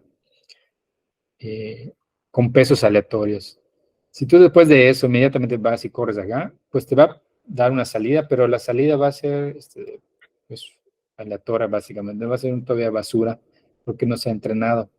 Habría que correr esta parte. Aquí es donde realmente ya entrenamos la red. Entonces, model le decimos fit y le pasamos cuáles van a ser las entradas y las salidas y cuántas épocas queremos entrenarla. Entonces, hasta aquí es donde realmente lo entrenamos. Pero antes de llamar a fit, tenemos que especificar al menos dos cosas. ¿Cuál va a ser el algoritmo que vamos a utilizar para reducir el error, el optimizador? ¿Y cuál va a ser la función de pérdida que vamos a utilizar? En Keras hay varias opciones. La estándar, digamos, la que vimos para el ejemplo de regresión logística, y ahorita en que vimos propagación y retropropagación, es esta de acá, es Stochastic Gradient Descent. ¿Sí?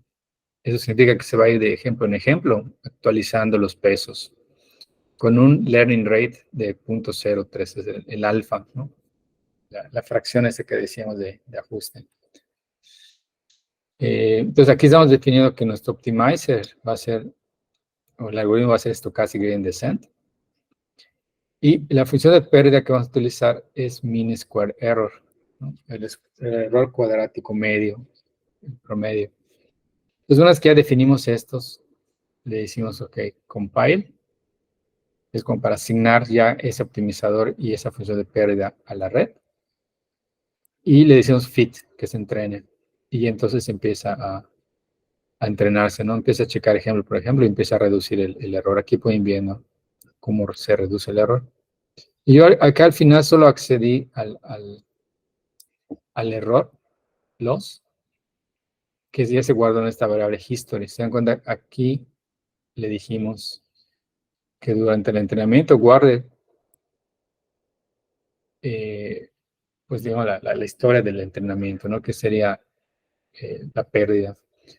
Aquí nosotros podemos ir agregando algunas métricas que vienen igual con Keras o que nosotros podemos definir.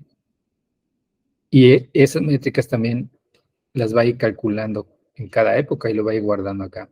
Y posteriormente podemos imprimirlas, ¿no? En este caso, esa es, digamos, es la versión mínima que les estoy poniendo para que vean que lo mínimo que requieres para entrenar la red.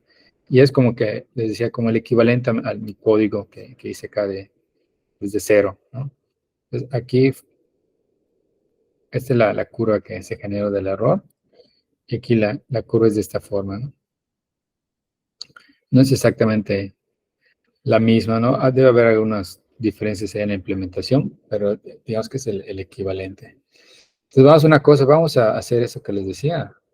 Vamos a correrlo con la softmax para que al final debe verse más claramente que la suma de estas te da 1.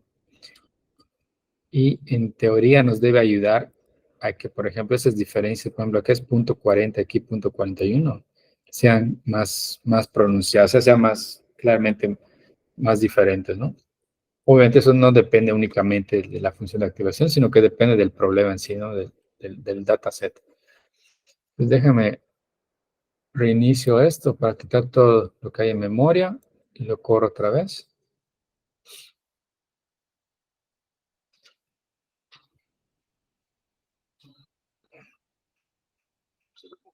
Bueno, aquí, como esto lo va a imprimir apenas se creó la red, ¿no? Pues esto de acá hasta aquí es basura, ¿no?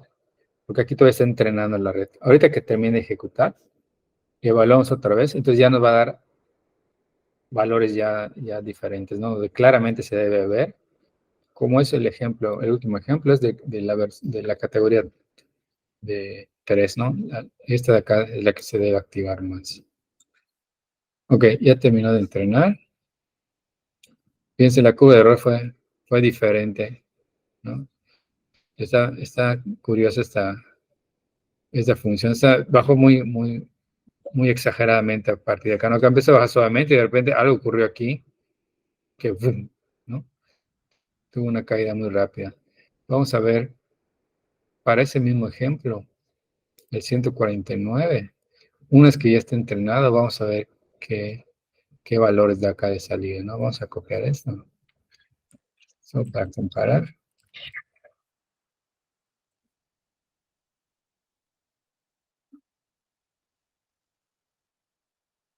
Pues no hizo mucho cambio realmente. O sea, sí cambió, pero es poco. Lo que sí, ahorita sí la última es la más probable, ¿no? Pero se fijan, está cercano al punto 30. O sea, todavía, hasta aquí sí lo clasifica bien, pero no es tan clara la clasificación, ¿no?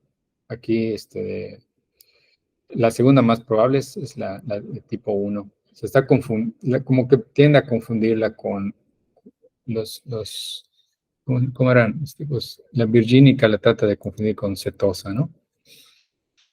Vamos a hacer una cosa, vamos a ponerle, eh, vamos a poner más capas.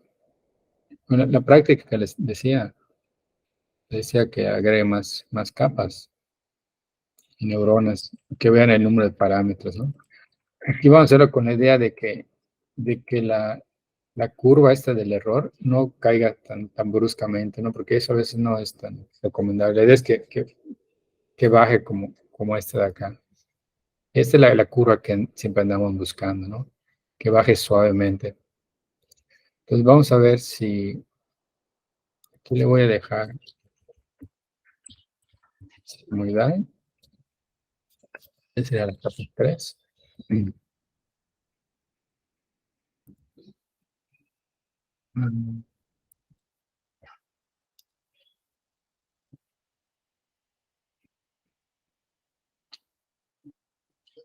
Entonces, de entrada, pues vamos a tener más parámetros, ¿no? Pero pues son unos cuantos más, 12 parámetros más. Vamos a pasar a 39 parámetros. La verdad es muy poquito, es una red muy pequeña todavía. El entrenamiento, obviamente, mientras más parámetros tenga, pues va a tardar más. Ahorita no vamos a sentir mucho la diferencia porque son poquitos, ¿no? Pero ya cuando entrenamos redes convolucionales, por ejemplo, recurrentes, sí hablamos de horas de entrenamiento o de días incluso.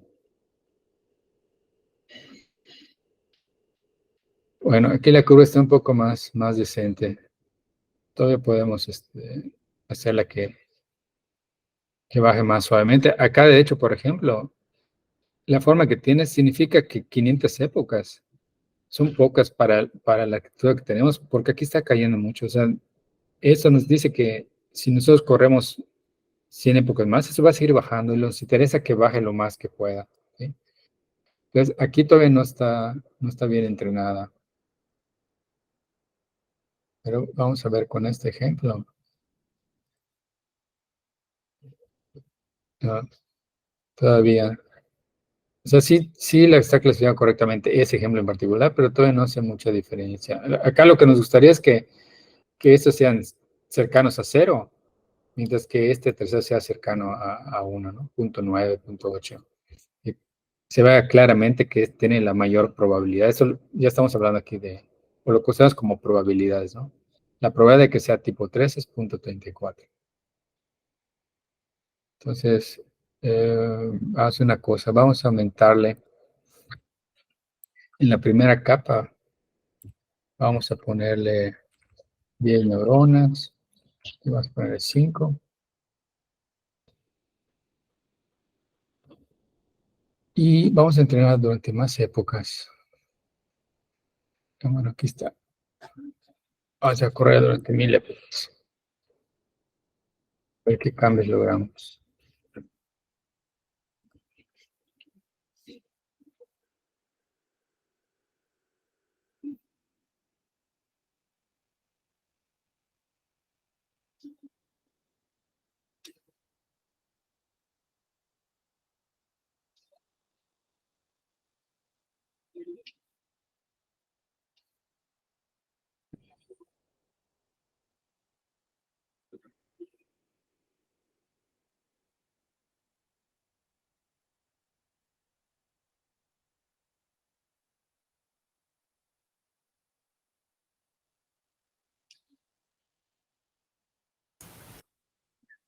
Doctor, a lo mejor también ocupa probar más neuronas por capa, también pudiera ser, ¿no? Sí, ahorita lo aumenté un poquillo nada más, pero es para que vean igual cómo va cambiando. Bueno, ahorita está un poquito mal el entrenamiento. Aquí la curva ya toma otra forma. Está media rara esta curva. Y todavía acá sigue bajando muy pronunciadamente, ¿no? Lo curioso es que en la red que yo implementé desde 0, fíjense, con 500 bajó el error hasta 0.1. Esa red que estamos entrenando, ahí más o menos quiere llegar a 0.1, pero es una red más compleja, ¿no? Entonces, aquí en la muestra de que no necesariamente por ponerle más neuronas va a comportarse mejor, ¿no? Este tiene mucho mejor comportamiento, o sea, bajó rápido y luego ya se estabilizó, que este de acá, ¿no? Que empezó a bajar, luego como que se quiso estancar, luego empezó a bajar más rápido, que al final como que todavía sigue bajando y ya son hasta 1000 épocas que estoy entrenando, ¿no? Y son, en esta versión, son 123 pesos que estamos calculando. Ya es una red de 3 capas, ¿no? 10 neuronas de entrada, 5 intermedias y 3 de salida. Es un modelo un poquito más complejo y su desempeño es un poco peor que el otro, ¿no? ¿Alguien va a comentar algo? Sí, doctor, también a la cuestión, le iba a preguntar hace ratito de los pedos iniciales. ¿No será también, digo, si son aleatorios o dónde los pongan, pues también depende de dónde empiece, para que llegue a una Claro. Claro, sí, los pesos iniciales son random, son aleatorios, ¿no? Entonces, obviamente, cada vez que lo corres, es un experimento diferente. Ahora, normalmente no cambia mucho. Ahorita podemos hacer el experimento. O sea, esa misma red, fíjense cómo está la curva. Le tomo una fotito para comparar.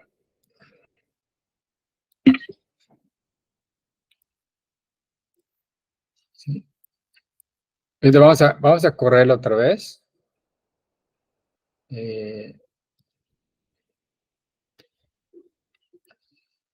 La misma red, sin hacer ningún cambio.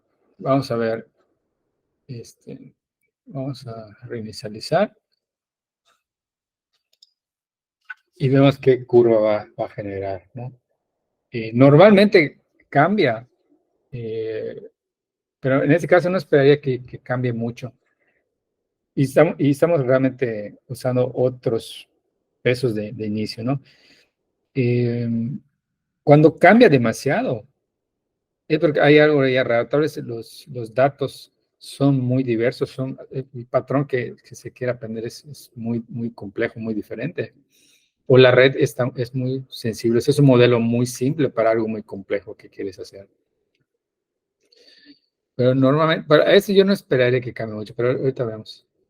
Ahorita vemos qué va a pasar. Aquí está la época 600. Por eso es recomendable correr varios experimentos. Fíjense, cambió, ¿no? Pero logró bajar hasta punto 12 aquí. Igual se quedó un poquito más arriba, ¿no? Entonces sí hubo cambio. Y por eso precisamente es recomendable hacer, ¿se acuerdan de cross-validation, validación cruzada? Correr varios experimentos con diferentes subconjuntos de entrenamiento y de prueba. Realmente esas pruebas de aquí que estamos haciendo deberíamos estar graficando. Ese es el error con los ejemplos de entrenamiento, pero lo más importante son los ejemplos de prueba. Son ejemplos que nunca se utilizan para cambiar los pesos. Porque eso nos permite ver en qué momento se está sobreentrenando el modelo. Si tu modelo es muy grande para el patrón que quieres aprender, muy pronto se va a sobreentrenar. O sea, se va básicamente a memorizar tu dataset y el error con el dataset va a ser pequeño, mientras que el error con datos nuevos va a ser grande. Eso es lo que llama sobreentrenamiento. Pero puede ocurrir lo contrario, el otro extremo, ¿no? Que tu modelo es muy simple para un patrón muy complejo que quieres aprender. Y allá básicamente el error no va a bajar. O sea, puede ocurrir que de hecho hasta suba porque es un modelo muy simple para algo muy complejo. Y eso se llama underfitting, es lo contrario. Tu modelo no se puede ajustar porque es demasiado simple para lo que tú requieres, ¿no? Bueno, cada dataset, y lo vimos en la otra práctica que estábamos resolviendo, ¿no? Tú le cambias algo al dataset y tienes que correr todo de nuevo, o sea, hacer experimentación y checando qué es lo que pasa con la curva de error y haciendo cambios, ¿no? Es muy raro que agarres un dataset y a la primera funcione tu red. Siempre tienes que ir ajustando cosas. Pero bueno, acá la idea de esta notebook es que vean los elementos básicos para usar Keras, para crear una red. Ahorita vamos a ver más opciones. Ahorita que veamos redes convolucionales, ya van a ver que vamos a utilizar acá convolucionales. ¿Y cuál va a ser la ventaja de usar convolucionales?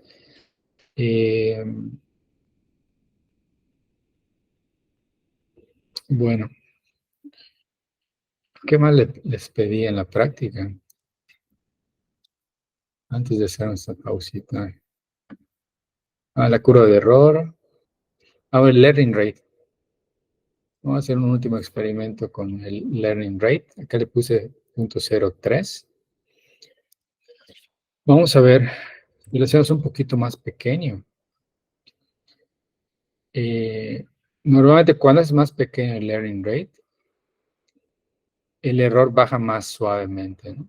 Entonces, igual y aquí lo que requerimos es que baje más suavemente, no sé. Hay que correr el entrenamiento para verlo. Hay hay algoritmos de optimización. Aquí, ¿se acuerdan? Estamos usando el SGD, Stochastic Gradient Descent. Se han propuesto,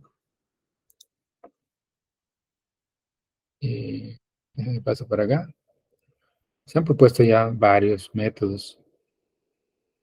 Bueno, aquí está el listado. Este estamos usando como que el básico, ¿no?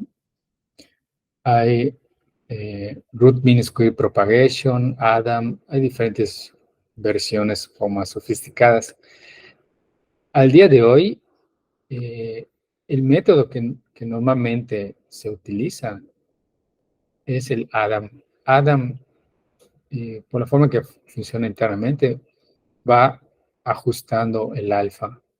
Por default, acá ven que empieza con 0.001, pero luego internamente va ajustándolo dependiendo de la pendiente de la curva de error, ¿no? Si ve que está bajando muy suavemente, se va ajustando para que baje un poco más rápido o al revés. Entonces, esa es como que al día de hoy la que se está utilizando más. Sin embargo, hace unas cuantas semanas se publicó un artículo con un método nuevo que ni siquiera está implementado acá, que se llama Sofía. Creo que fue gente no recuerdo si de Google o de la Universidad de Stanford. Y en ese artículo reportan que creo que acelera el aprendizaje creo que como 10 veces más que Adam. Que hasta el día de hoy, pues Adam es como que el que la mayoría utiliza, ¿no? Ahorita trato de ubicar ese método para que vean. Es algo reciente, todavía hace como unas cuantas semanas. Creo que no tiene ni un mes que sale publicado ese artículo. Y yo todavía, bueno, no sé si lo tienen implementado como para que sea fácil de utilizar, pero posiblemente ese, si es tan bueno como reportan, tal vez ese vaya a reemplazar al Adam. Ah, mira qué raro está, cómo quedó esto.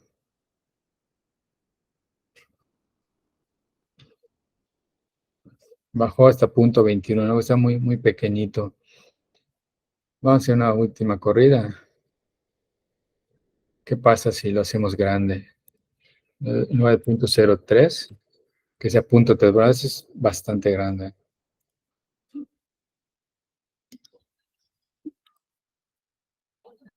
Los learners grandes como estos solo te funcionan si tienes una topología, encuentras una topología que es bastante robusta y tu dataset no es tan complicado, porque es bastante, o sea, está dando pasos muy grandes para bajar el gradiente, ¿no? Aquí veo que lo está bajando, punto 11, punto 10, punto 09. Ah, sí lo bajó un montón esto. Punto 04, punto 03. Ya se estabilizó. Ah, ese creo que sí va a dar una curva bastante bonita. Punto 01, punto 02. Ya creo que hasta con 300 épocas creo logró bajarlo a punto 01.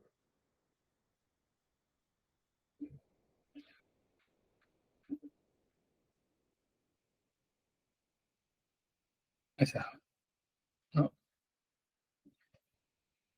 Y es algo bastante exagerado. Hasta aquí ese está bastante bien y luego ya, si se dan cuenta, empezó como a oscilar, ¿no? Sube, baja, sube, baja. Eso es lo que a veces ocurre, pero así más exagerado. Aquí al menos empezó a oscilar, pero con valores muy pequeñitos de error, ¿no? Entonces vamos a ver si aquí las probabilidades ya las hace más claras. Bueno, no tanto, ¿no? Este sí está muy pequeñito, es a la menos 0,4, es punto 0006, ¿no? Punto 0006.